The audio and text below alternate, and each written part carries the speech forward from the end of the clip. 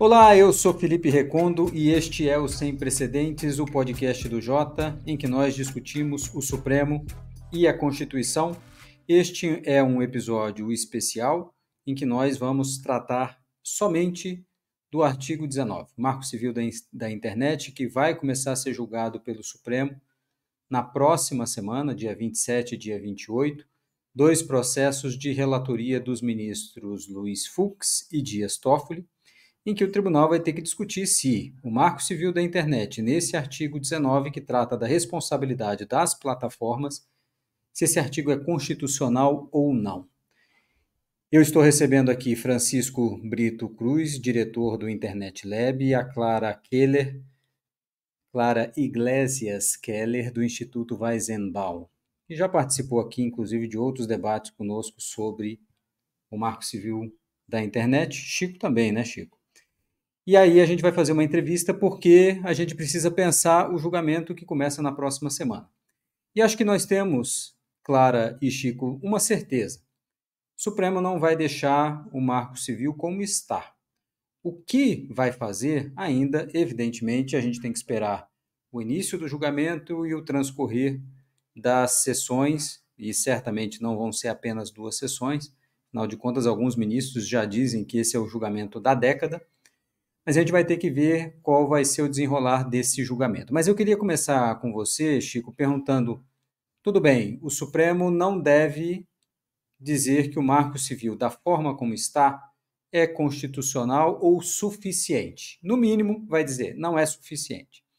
E aí a minha pergunta para você, Chico, você que participou da audiência pública, inclusive sobre esse assunto, e mais recentemente escreveu um artigo na Folha de São Paulo sobre isso, é pensar o seguinte: o que dá para colocar no lugar se o Marco Civil da Internet, no seu artigo 19, não é suficiente? Felipe, maior prazer estar aqui conversando com você e com a Clara. É, Esse é o grande tema, né, de quem trabalha com tecnologia, e a pergunta sobre o que o Supremo vai colocar no lugar é a pergunta de US$ 1 milhão, né? Mas tentando entender um pouco o contexto que a gente vive, né, esse julgamento ele nos aguarda há realmente muito tempo. O Marco Civil de 2014. Esse caso, inclusive, né, o caso que diz respeito ao Marco Civil, que está dentro do julgamento do tema 987 de repercussão geral, né, é um caso de perfil falso no Facebook em 2014, né, no comecinho do Marco Civil. E o E, processo chega de ao Supremo em fato, 2017. pois é, e assim, numa escolha, né, da empresa de subir esse caso, né, para o Supremo. Então, que vale dizer, né, não é qualquer caso. Talvez outro caso a gente estivesse discutindo de um outro jeito, né? É um perfil falso, né, que foi feito nesse caso, e não é um caso de grande relevância política especificamente, né, a matéria fática do caso. Né?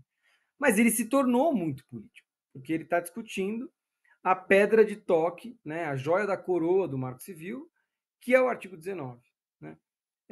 E se, há 10 anos atrás, essa foi o grande objeto da aliança entre o setor privado e a sociedade civil, buscando a defesa da liberdade de expressão, né, a ideia aí, né, de construir um regime de responsabilidade que não desse um incentivo para que plataformas de internet agissem contra conteúdo de usuários sem que existisse uma ordem judicial, né? Portanto, trazendo a análise de legalidade dessa ordem, desse conteúdo a ser discutido, né? Para o judiciário, se isso foi o grande objeto de consenso de aliança, hoje em dia é o grande objeto de discórdia, né? Porque é visto como o regime que impede que as plataformas sejam mais ativas na sua atividade de ir atrás de conteúdo que é lesivo. Né? E aí o Supremo, eu escrevi isso no meu artigo, Felipe, o Supremo esperou muito tempo para julgar esse caso, de olho no Congresso. Né? É claro que a gente vai discutir aqui a matéria constitucional. Né? Então, se for uma interpretação conforme Constituição, se for um julgamento de inconstitucionalidade, qual é a base constitucional para isso? Mas não dá para esquecer o contexto. Né? E o contexto é que o Supremo ficou olhando, né, de canto de olho para o Congresso Nacional para saber se o Congresso Nacional ia legislar sobre o tema das plataformas e dar algum tipo de resposta sobre o que é a realidade da internet hoje e do exercício do debate, e não só do debate, né, do dano que se tem e que vem, né, de movimentos digitais, né, hoje em dia. E o que a gente vê é que o Supremo esperou, na esperança que o Congresso agisse, né, e que desse conta de uma realidade que quem fez o Marco Civil nunca imaginou, né, que é uma realidade totalmente nova, uma realidade de crise democrática, crise e ataque das constituições, ameaça de golpe, discurso de ódio, tudo isso, né, que desse conta disso. Não deu. Esse é o ponto, né? Não deu conta disso. E aí o Supremo decide julgar o caso, decide pautar o caso para dar algum tipo de resposta. Então, assim,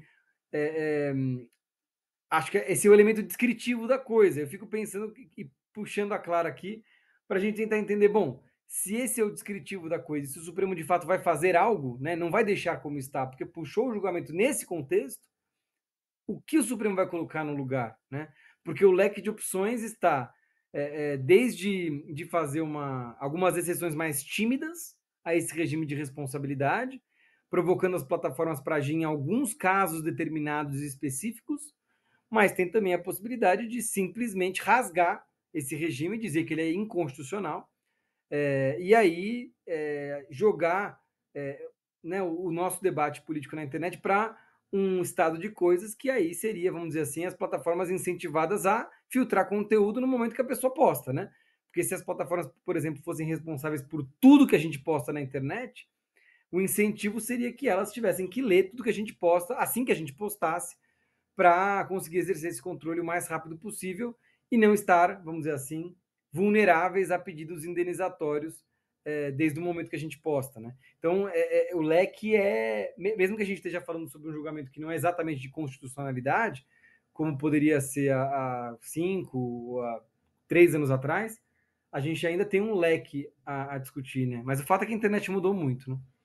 Eu fico também pensando, Chico, se tivesse julgado esse processo há 3, 5 anos, como é que o Supremo interviria hoje nesse caso, né? Então, me parece até que essa demora do Supremo, de alguma forma, tenha beneficiado nessa discussão, e eu queria perguntar para a Clara Keller. Clara, assim, tem algumas coisas na vida que não tem solução perfeita, né? E me parece que esse é um desses casos, né? Não tem uma solução que o Supremo possa dar que não traga consequências que podem ser, inclusive, muito negativas. Então, eu queria te ouvir sobre isso. O que dá para colocar no lugar? Oi, Felipe. Oi, Chico. É um grande prazer estar aqui com vocês de volta. Felipe, eu estava lendo e me preparando para a nossa conversa de hoje e eu lembrei muito de uma frase que tem num livro chamado Do Transe à Vertigem, de um cientista político chamado Rodrigo Nunes. Não sei se vocês conhecem. É uma coleção de ensaios assim sobre a crise política brasileira, né, da última década e meia. E em algum momento do livro ele fala assim, que o nosso tempo é um tempo que convive ao mesmo... Estou parafraseando, tá, gente? É um tempo que convive ao mesmo tempo um sentimento de que, por muitos motivos, as coisas não podem continuar como estão, tipo assim, desse jeito não dá para continuar, mas ao mesmo tempo uma sensação de que elas não poderiam ser de outro jeito, de que elas não vão mudar nunca, né? E eu acho que isso reflete um pouco a minha sensação pensando no julgamento do Marco Civil. E acho que não é à toa que eu lembrei desse livro, porque acho que essa pauta de regulação de plataformas, por motivos com os quais eu concordo e outros com os quais eu discordo, ela se tornou talvez uma epítome da ideia de reconstrução democrática no Brasil, de crise democrática. Eu já falei muitas vezes que eu não acho que as tecnologias tenham nada perto de uma relação de causalidade com resultados políticos, mas é inegável que as redes de comunicação, todas elas têm um papel fundamental dentro das democracias. E para que elas cumpram esse papel, elas precisam de regulação. A gente tem que ter escrutínio público, a gente tem que ter mecanismos que direcionem essas atividades no sentido do interesse público. Então, isso dito, o que o Supremo pode colocar no lugar? Eu acho que tem coisas que talvez uma decisão do Supremo possa resolver em algum grau. A primeira coisa é a gente saber que resolver de vez não vai resolver. Como o Felipe falou, não tem solução boa. Solução boa que eu digo aqui é uma solução que vai resolver a questão da governança democrática das redes. O que a gente tem são plataformas que expressam seu poder econômico, político, um poder sobre a comunicação, um poder sobre dados, que vai muito além de quem responde por danos quando um conteúdo infrator é retirado ou deixa de ser retirado. Mas isso posto, tem algumas coisas que, dependendo dos instrumentos que o Supremo escolher, ele pode colaborar. Por exemplo, a gente tem uma exceção à regra do artigo 19, duas exceções, na verdade, né, Chico? Direito autoral e a outra é imagem íntima não autorizada. E a gente pode pensar que, poxa, direito autoral, imagem íntima não autorizada, realmente a gente pensa que é uma infração de um bem jurídico muito sensível. Direito autoral também é uma infração, direito de propriedade, mas assim, a gente tem outras condutas que representam ameaças à vida, ameaça à segurança pública, que não estão dentro das exceções. Então, acho que existe um exercício de proporcionalidade aí para ser pensado, em termos de exceções, em termos do que exige e o que não exige uma resposta mais incisiva, que merece a nossa reflexão como sociedade. E em se tratando de um exercício também de restrição da liberdade de expressão em relação a outros bens jurídicos, isso é a natureza da atuação judicial. Então, não sei, talvez o Supremo pudesse colaborar pensando aí numa possível analogia para interpretar outras condutas dentro das exceções da lei, talvez. Talvez essa seja uma coisa, né, com a qual o Supremo possa colaborar. Outras que nem tanto é o fato de que essa ampla influência sobre os fluxos de atenção e informação online que as plataformas têm, como eu já disse, vai muito além de remover ou não remover um conteúdo infrator. A curadoria algorítmica, por exemplo, e os seus critérios de curadoria algorítmica, o uso opaco de dados, dos dados dos usuários para direcionar publicidade, muitas vezes política. Todas essas são questões que uma decisão do Supremo não tem como, né? Ela precisa de política pública. A gente precisa de política pública para estabelecer os mecanismos regulatórios que vão permitir que esses modelos de negócio sejam conformados em relação aos interesses públicos.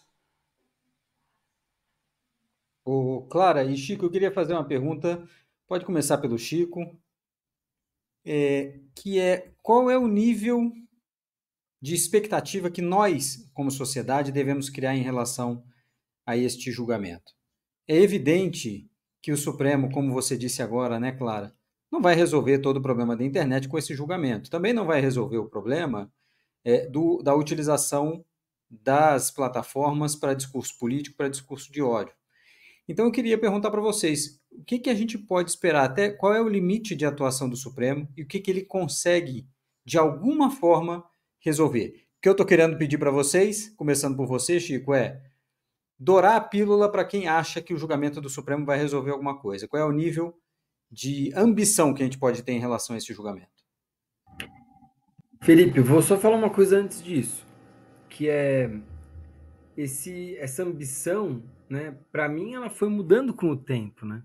Como vocês sabem, né? Você e a Clara sabem, eu mudei de opinião nesse assunto. Eu mudei de opinião porque eu achei que realisticamente o estado de coisas que a gente vê hoje ele coloca para o Supremo uma questão muito diferente da questão que foi colocada em 2016, 17, enfim, quando o caso chegou à corte, né?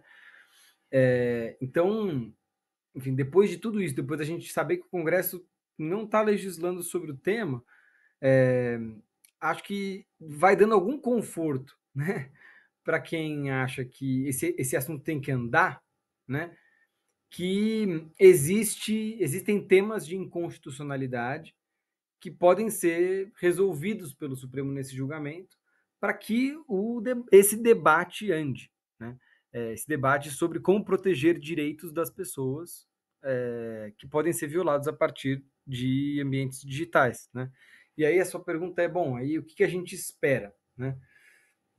Olha, é claro que existe aí toda a possibilidade, porque sempre existe, né, Tem essas expressões engraçadas, né, Felipe, Clara? A catimba constitucional, tudo mais. Existem todas as modalidades e possibilidades também de freestyle constitucional. Né? Essa o Rubens Gleiser ainda não cunhou, Então, talvez você tenha pode cunhado mandar agora. para o Rubens. Pode mandar para o Rubens essa. Mas, assim, o ponto é um tema super novo. Né? Então, a gente pode ver coisas novas. Né? Mas fato é que esse julgamento é a respeito do artigo 19, que diz sobre o regime de responsabilidade que as plataformas de internet, assim, os provedores de aplicação de internet, né? Quando eu falo plataformas, parece que é só as grandes, né? Mas o julgamento é sobre qualquer provedor, ou seja, qualquer empresa que não seja a empresa que dá, né, a conexão, né, que dá o cabo, né? Opa, gente, desculpa, me desconcentrei com vocês falando no chat. Eu posso continuar aqui? Pode. Claro, à vontade, Chico. A gente Culpa tá... nossa. Tá, tudo bem. Não, só pra, eu O tava vendo artigo se era... 19 não resolve isso, viu? Chat paralelo, conversa paralela, Isso. o artigo 19 não vai resolver, Supremo muito menos, até porque eles fazem também.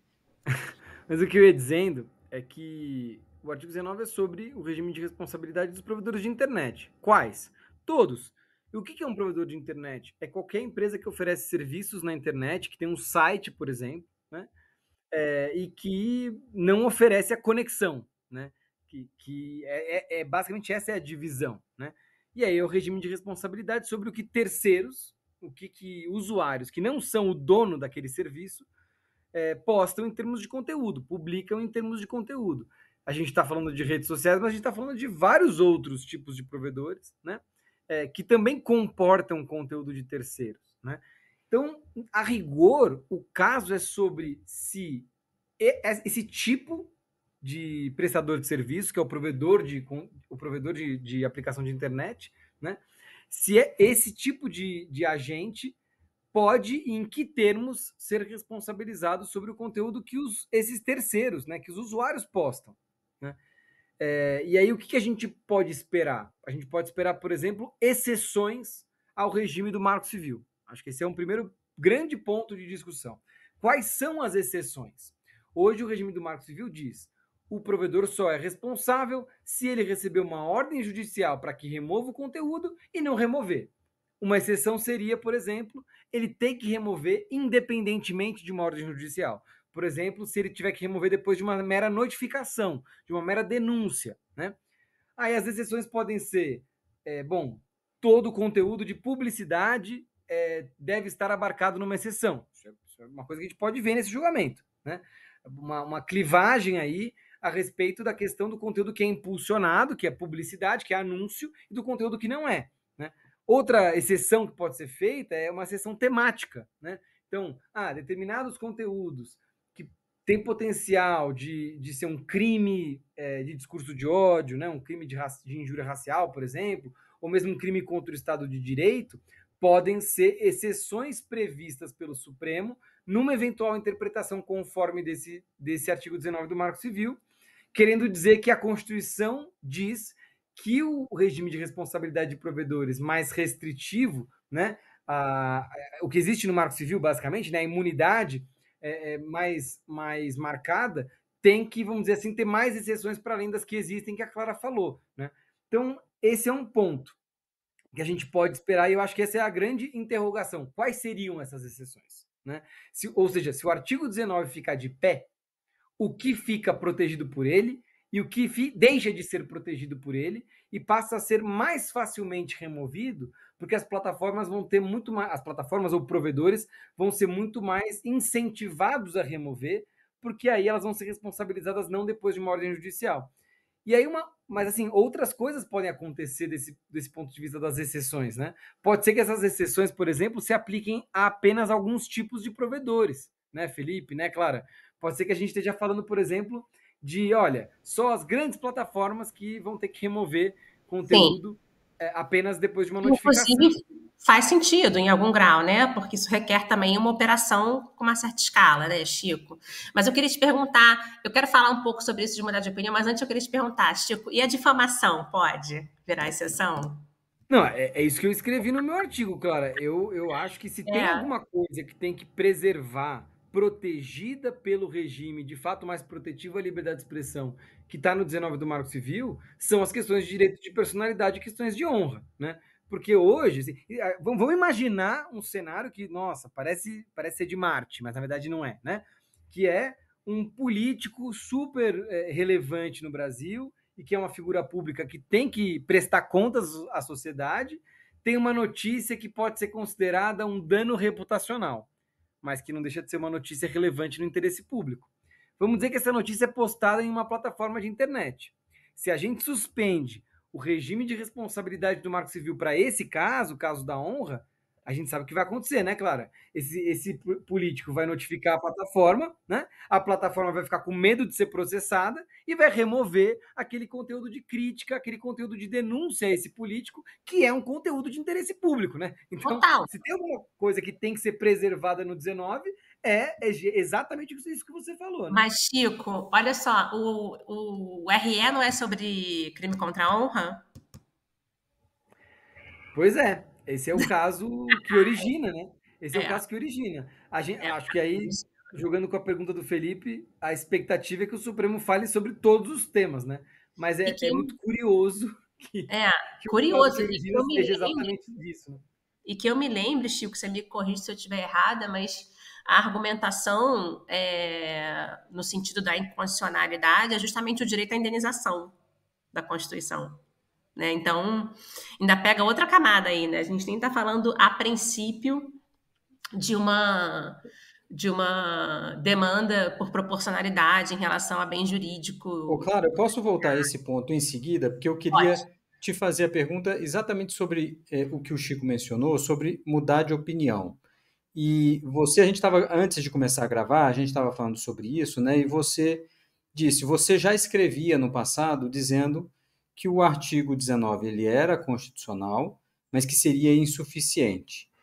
O Chico fala de mudança de opinião e é maravilhoso quando alguém diz, né, que mudou de opinião de forma tão aberta e transparente, mas eu também fico na dúvida se o Chico mudou de opinião ou a realidade mudou, né? Nós temos uma realidade completamente diferente de 2017, 2014 para cá. Então, eu queria te ouvir sobre isso, mudança de opinião, mudança de realidade, né? Então, eu acho que no caso do Chico podem ter mudado as duas coisas, mas eu acho que acima de tudo mudou a realidade. Como eu te disse, eu escrevi sobre isso pela primeira vez na minha tese, em 2019, dizendo que eu considerava uma escolha constitucional do legislador, mas insuficiente para garantir o que eu chamo de uma governança democrática de conteúdo online. E depois eu referi esse argumento no artigo que eu publiquei no ano seguinte, que é um dos meus principais artigos até hoje. E acho possível dizer que essas medidas para democratizar essa governança de conteúdo online nunca vieram. E o que a gente teve, na verdade, foi um dispositivo que alocou um poder demasiado para as plataformas, quase autorregulatório, a meu ver. Né? Porque ficou a critério delas estabelecer aí como que essas decisões sobre conteúdo vêm sendo tomadas. Isso também, em grande parte, pelo fato do artigo 19 se ancorar no judiciário, que tem as suas limitações, é seletivo por natureza, enfim. Muitas questões aí que à época eu explorei. E é possível dizer que eu mudei de ideia? Não sei, eu acho que se a gente tivesse tido talvez esses mecanismos, talvez o cenário atual não fosse o mesmo e a gente pudesse ainda conviver com a ideia de condicionalidade. Lembrando que a gente está falando aqui só da responsabilidade por danos, certo? Essa é a minha posição. Muita gente já defendia lá atrás que era incondicional desde o início. Muita gente não, mas algumas pessoas sempre foram minorias, porque à época, realmente, a responsabilidade de intermediários condicionada pela decisão judicial, ela era entendida como uma melhor prática de liberdade de expressão. Ela assim foi consignada nos Princípios de Manila, que é um documento de sociedade civil, dizendo quais seriam as melhores práticas em termos de responsabilidade de intermediários. Ela constou num relatório do relator da ONU de Liberdade de Expressão, na época, o David Kay. Não, perdão, na época, o Frank Delarue, dizendo justamente que o condicionamento da responsabilidade à decisão judicial era a medida mais protetiva em relação à liberdade de expressão. Então, esse dispositivo, essa decisão do legislador, ela não se deu num vácuo. Não foi só isso, claro. Também teve muito lobby à época, né? Enfim, já havia um exercício de poder aí privado na negociação legislativa e tudo mais, mas acho possível dizer que as coisas mudaram. E não só isso, a época também, e durante muitos anos, aí eu queria até saber o que o Chico acha disso, porque isso me ocorreu agora, a gente tinha um movimento das plataformas na direção de mais mecanismos de governança para conter supostas arbitrariedades. Então, de construção de times de política pública dentro das empresas, construção de parâmetros, construção de estruturas corporativas que pudessem dar conta dessa ideia de governança do discurso. E não sei se esse movimento continua hoje em dia. Na verdade, eu argumentaria que talvez estivesse havendo um movimento contrário. Pelo menos no Twitter, a gente vê claramente como desde que o Twitter virou o X, a gente perdeu, né, a pouca governança. A pouca talvez não, porque eu acho que o Twitter tinha até algumas iniciativas interessantes, mas o que havia sido avançado em termos de mecanismo de governança, de transparência, de abertura, né, até para o usuário participar desse processo, foi comprometido, né, isso foi revogado. Então, a gente ainda tem aí um acúmulo galopante de poder, eu acho, das plataformas nos últimos anos, que no Brasil se misturou muito com essa questão da erosão democrática. Como eu já disse, por alguns motivos que eu concordo e outros que eu discordo. Então, assim, não dá para a gente separar também e isolar a decisão do Supremo desse momento político. O Supremo, junto com o Tribunal Superior Eleitoral, vem cumprindo um papel fundamental aí em combate à desinformação, um papel que vem com as suas limitações, que vem com os seus problemas também, mas cumpre seu papel. O Judiciário não deixa de ser uma das instituições que a gente espera que amorteça esses processos de erosão democrática. Então, por um lado tem isso, por outro tem as limitações inerentes ao Judiciário, que nos dizem que não será ele que vai resolver todos os nossos problemas, muito menos os de um ambiente tão complexo quanto as redes sociais. Né, então, eu queria perguntar para vocês, então, Clara, e fique à vontade para começar, inclusive, que ok, nós vamos lidar com esse cenário de o Supremo dizer, e alguns dos ministros já expressaram isso em discursos, né? O ministro Alexandre de Moraes, por exemplo, o ministro Gilmar Mendes também, em entrevistas, dizendo que o Marco Civil como está não é suficiente, e o ministro Alexandre já acrescentou algumas dessas exceções. Falou, por exemplo, de ataques à democracia, às instituições, etc. Vamos dizer que o Supremo caminhe nessa direção.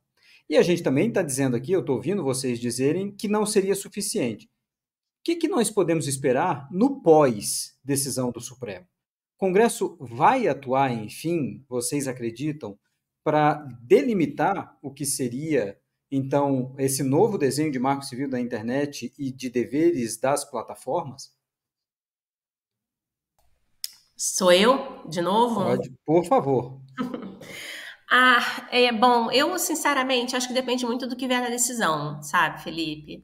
Eu acho que se a decisão vier assim com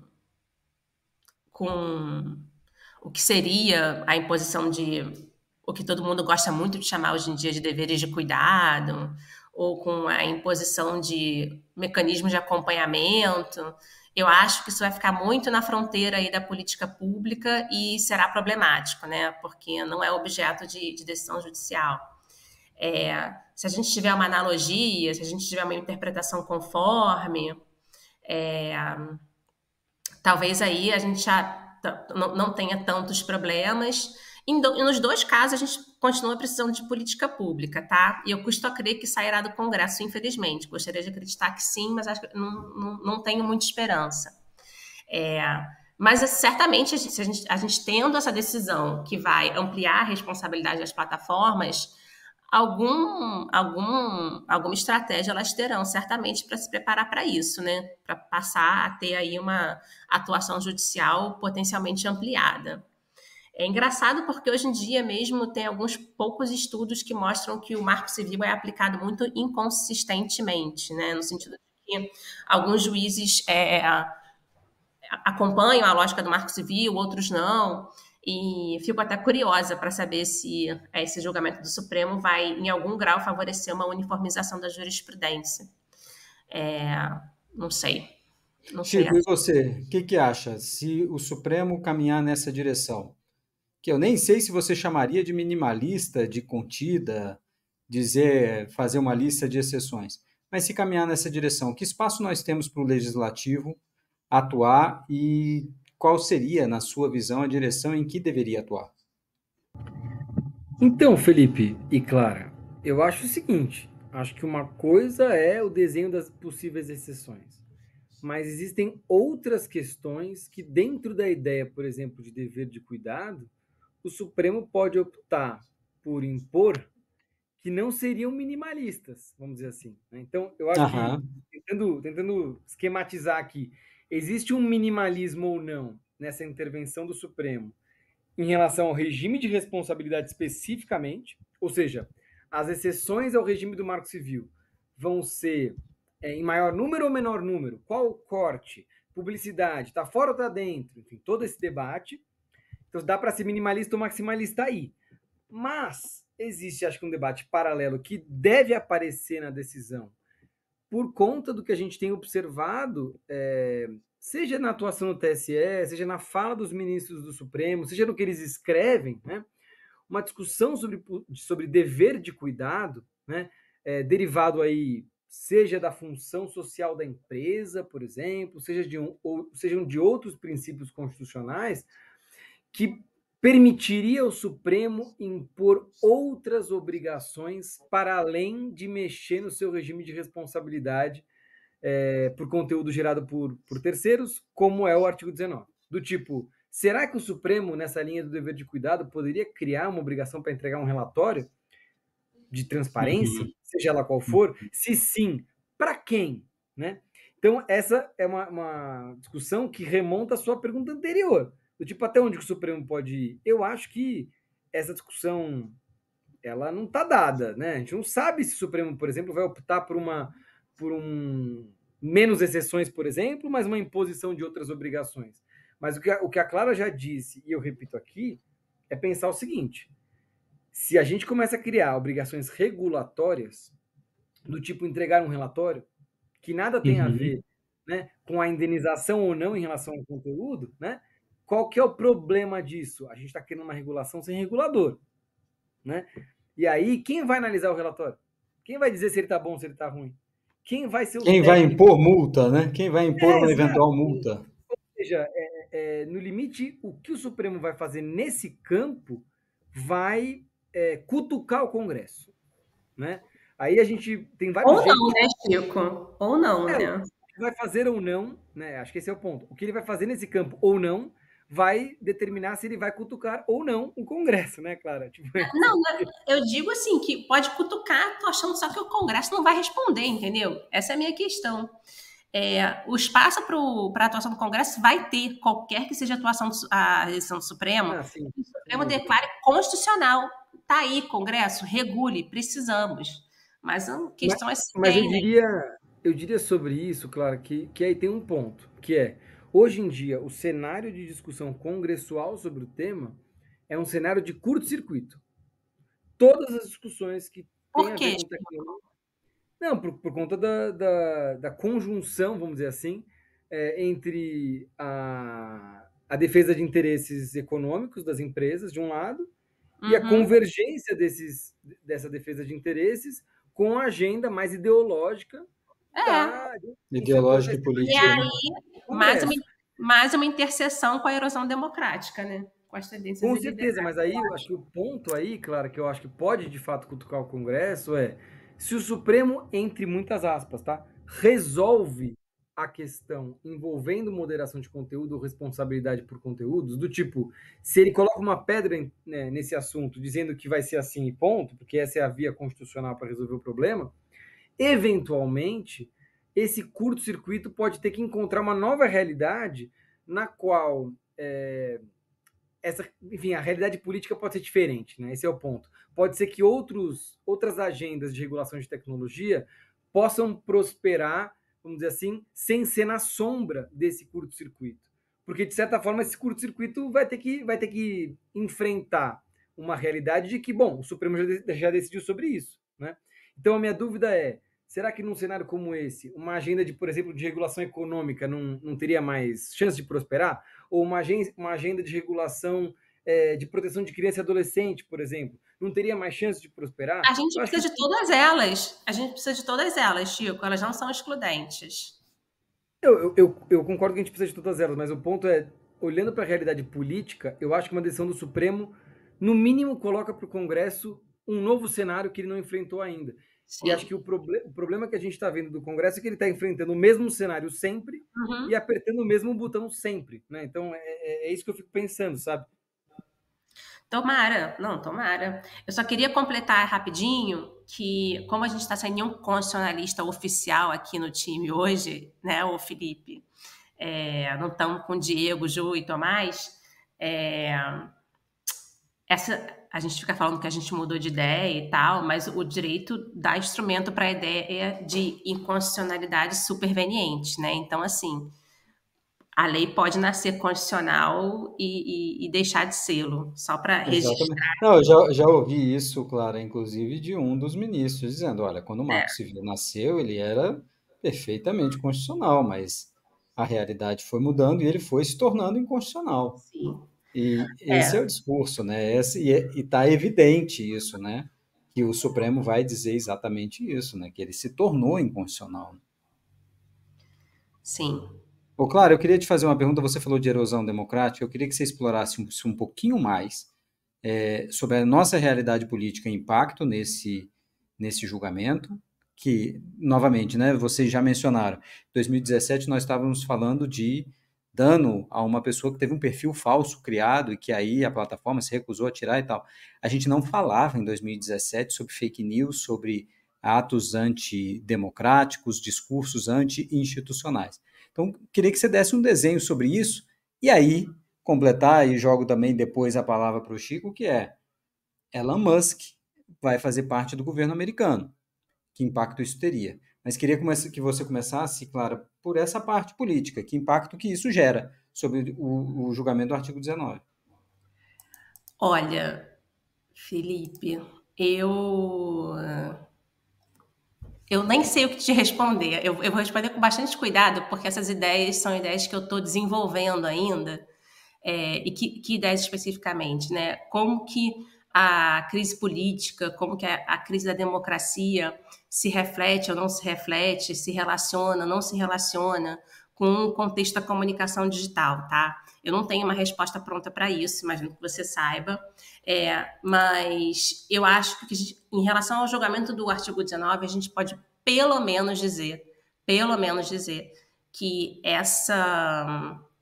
o papel, né, que a desinformação vem cumprindo no Brasil como um fenômeno político, na minha opinião, mais de comunicacional até, porque a evidência empírica que eu sigo mostra que a desinformação ela funciona muito mais como uma forma de demonstrar a identidade política do que um instrumento que necessariamente muda a opinião das pessoas ou muda o convencimento. Na verdade, a evidência mostra que os comportamentos, inclusive o comportamento eleitoral, é bastante estável ao longo do tempo. Então, assim, isso para dizer que a desinformação cumpre esse papel do que dois autores chamados Mourão e Robertson chamam de integração discursiva. Então, como um fenômeno que cumpre um papel em reunir, né, populações que partilham uma determinada ideologia política, e os estudos empíricos também mostram que essa ideologia política é, na sua imensa maioria das vezes, de extrema-direita,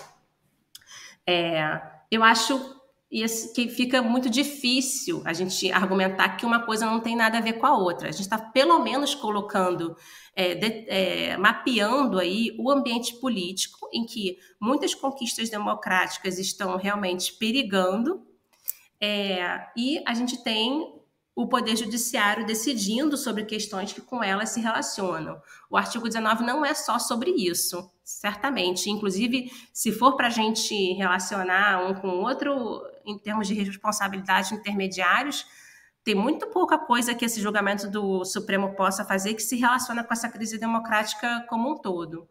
Mas ela é, de alguma forma, moldura, né, da atuação do Supremo e do TSE nesses últimos anos. Então, eu acho que a gente não pode separar uma coisa da outra. E você cita o Musk, né? Eu acho que ele é um belo exemplo do que essa concentração de poder pode se tornar ao longo do tempo. É engraçado, porque a gente pensa muito assim, em poder privado de plataforma, como que o Estado pode regular, como que o Estado pode estender obrigações, e agora a gente está vendo aí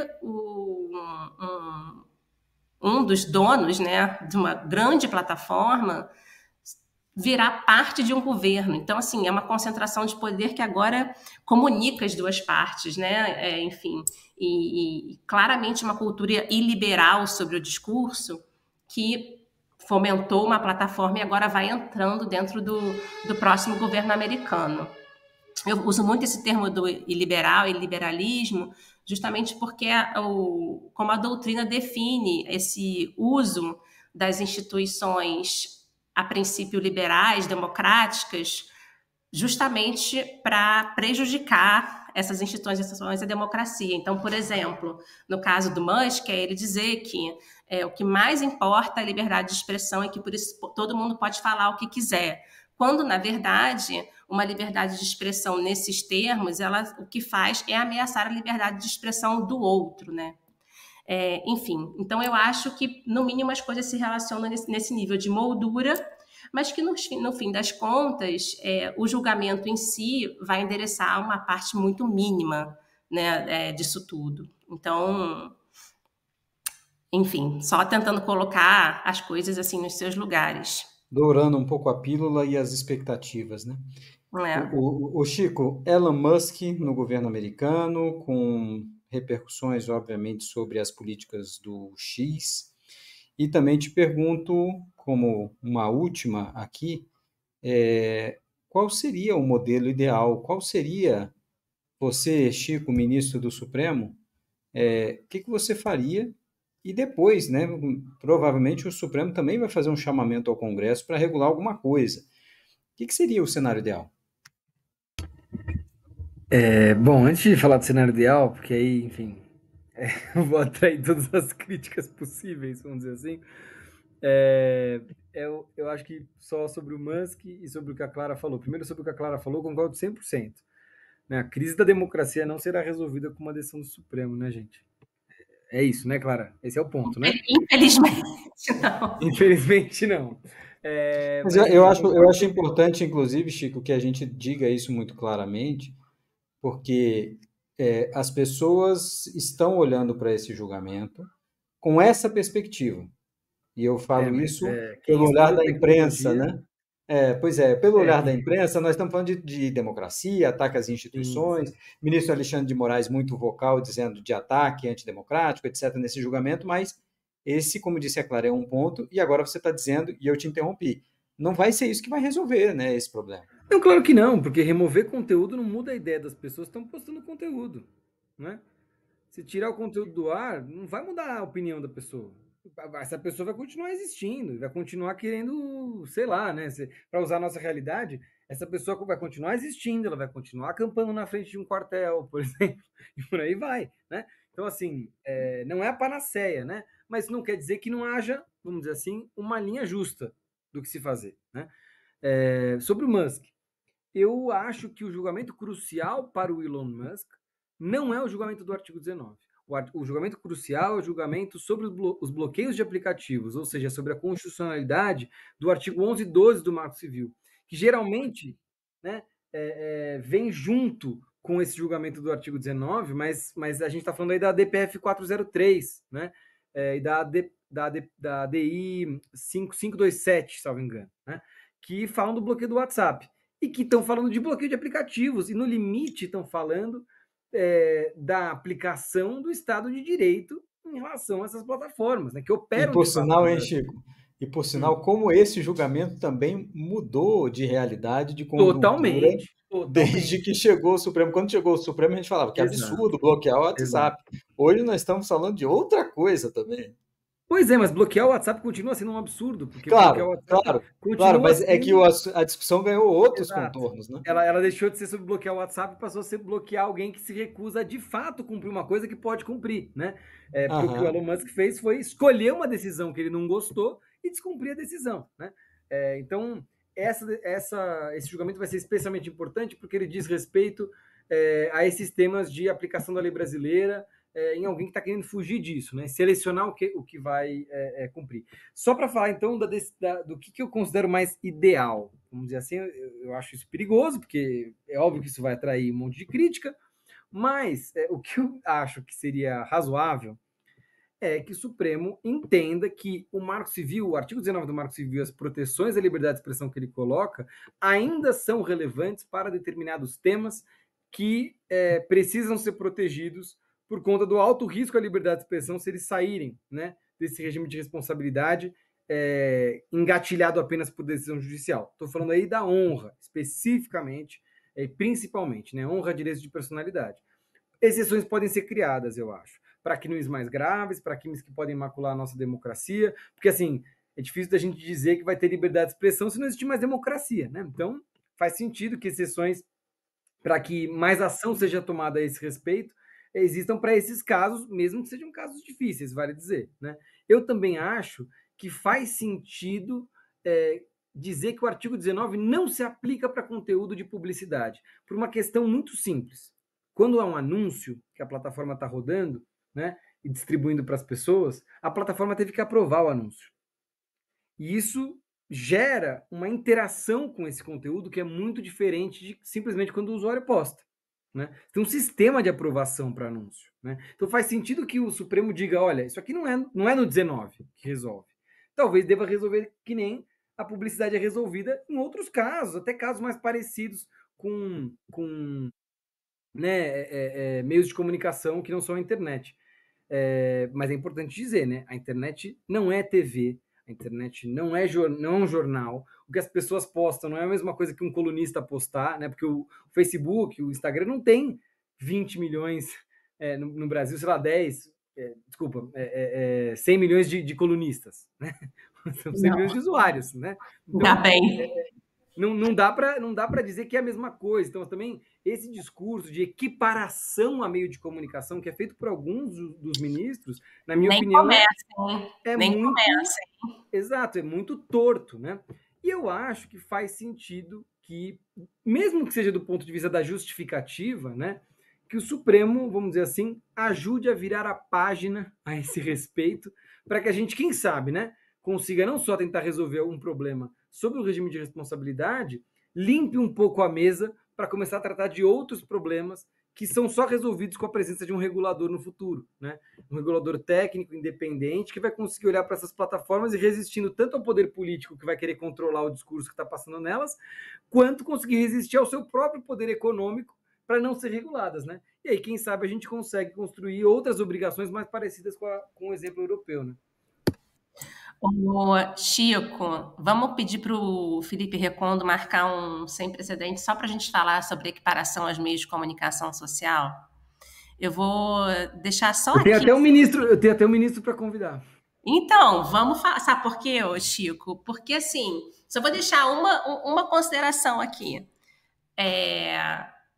Se a gente equipara plataformas a meios de comunicação social, isso pode funcionar bem para algumas coisas, né? Para responsabilização, para lei eleitoral. Mas para bloqueio de aplicativo, o que acontece? O que acontece se a gente disser que as plataformas... Seria censura? Não, vai que é na vedado. Constituição. Vai na Constituição ver como é que a gente pode cortar acesso a meio de comunicação social. Então, assim, temos questões aí, né? Vou deixar essa aqui para reflexão.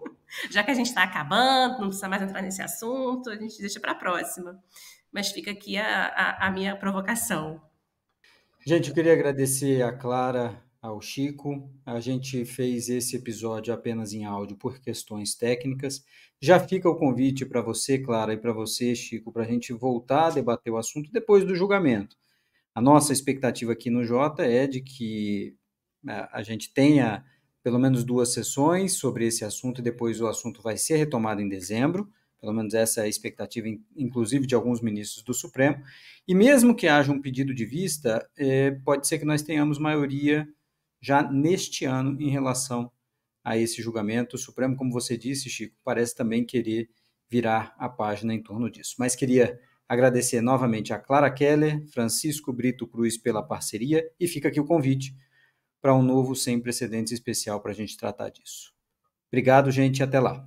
Obrigada, Felipe. Obrigada, Chico. Obrigado, Felipe. Obrigado, Clara. Adorei falar com vocês. Foi ótimo.